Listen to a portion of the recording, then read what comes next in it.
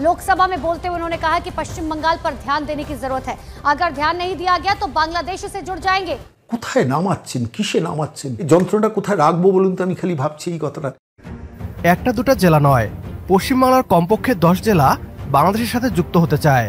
হ্যাঁ, আপনি ঠিকই শুনেছেন, ভারতীয় মিডিয়ায় চলছে এমন আলোচনা। মালদা, মুর্শিদাবাদ থেকে শুরু করে 10টিরও বেশি জেলা বাংলাদেশের অংশ হতে চায়। বাংলাদেশের জাতীয় স্লোগানের পর এবার পশ্চিমবাংলার সরকার বাংলাদেশের জাতীয় সঙ্গীতও কপি করছে। বাংলাদেশ নাম, বাংলাদেশের স্লোগান, এমনকি বাংলাদেশের জাতীয় সঙ্গীতও নিজেদের আপন করে নিচ্ছে পশ্চিমবাংলা। ফলে ভারতের লোকসভায় এখন আলোচনা হচ্ছে অবিভক্ত বাংলাদেশ গঠন নিয়ে। পশ্চিমবাংলার যখন এই অবস্থা, তখন পশ্চিমবাংলায় অবস্থানরত গদি মিডিয়া রীতিমতো কান্না করছে। পশ্চিমবাংলার বাংলাদেশ হয়ে যাওয়া দেখে তাদের হৃদয় ছিন্ন বিচ্ছিন্ন হয়ে যাচ্ছে। বিস্তারিত থাকছে আজকের এই ভিডিওতে।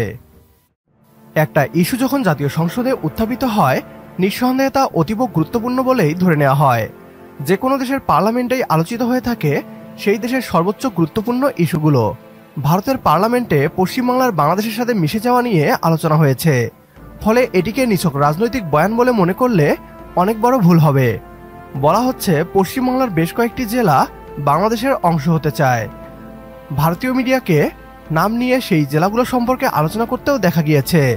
ভারতীয় মিডিয়ার দাবি ওই জেলাগুলোর বেশিরভাগই বাংলাদেশের সীমান্ত লাগোয়া এবং তুলনামূলক মুসলিম সংখ্যাগরিষ্ঠ। আমরা বাংলাদেশি গণমাধ্যম এই ইস্যুকে নিয়ে তেমন খবর প্রচার না করলেও পশ্চিম বাংলা সহ ভারতের প্রথম সারির সকল গণমাধ্যম ব্যাপকভাবে এই বিষয়ে নিউজ কভার করছে। পশ্চিমবাংলার বিজেপি সমর্থিত সাংবাদিকরা রীতিমতো কান্নাও শুরু করে দিয়েছে ক্যামেরার সামনে। তাদের আলোচনা এবং হাবভাব দেখে বোঝা যাচ্ছে বাংলাদেশ যদি একটু খোঁচা দেয় তাহলে পশ্চিমবাংলার 3 ভাগের 1 ভাগ জেলা বাংলাদেশের অংশ হতে চাইবে। নমস্কার, বাংলা বার্তা থেকে বলছি সন্ময় বন্দ্যোপাধ্যায়। চাইছেটা কি তৃণমূল? বাংলা একটা আলাদা রাষ্ট্র হোক, ভারতবর্ষের মধ্যে আলাদা একটা রাষ্ট্র, ভারতবর্ষ থেকে বেরিয়ে এসে আলাদা একটা রাষ্ট্র।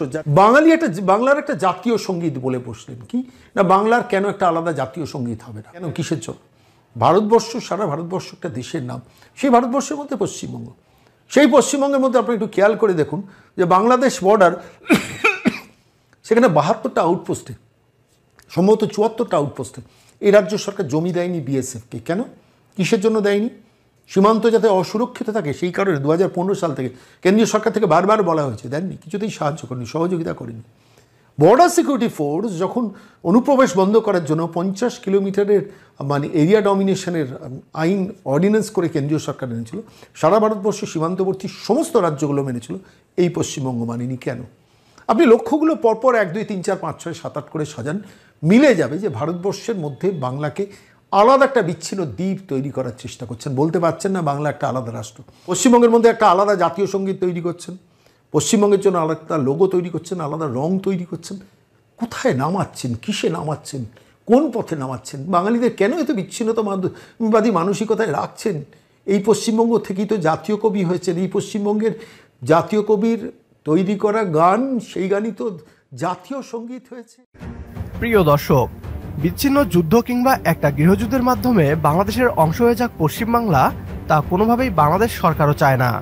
জাতিসংঘ ভোটাভুটির মাধ্যমে এই সিদ্ধান্ত নেওয়ার পরামর্শ দিয়ে থাকে। বর্তমান বাস্তবতায় যদি ভারত তা করে তাহলে হারাতে হতে পারে পশ্চিমবাংলার একাধিক জেলা। আর তাই এখন ভারতের লোকসভায় আলোচনা হচ্ছে পশ্চিমবাংলার বাংলাদেশের সাথে মিশে যাওয়া নিয়ে। আজকের ভিডিও এ পর্যন্তই। ভিডিও সম্পর্কে আপনার গুরুত্বপূর্ণ মতামত কমেন্ট বক্সে জানিয়ে দিন আমাদের। সেই সাথে ভিডিও শেয়ার করে দেখার সুযোগ করে দিন আপনার বন্ধুদের। পরবর্তী ভিডিও দেখার আমন্ত্রণ জানিয়ে বিদায় নিচ্ছি আজ। আল্লাহ হাফেজ।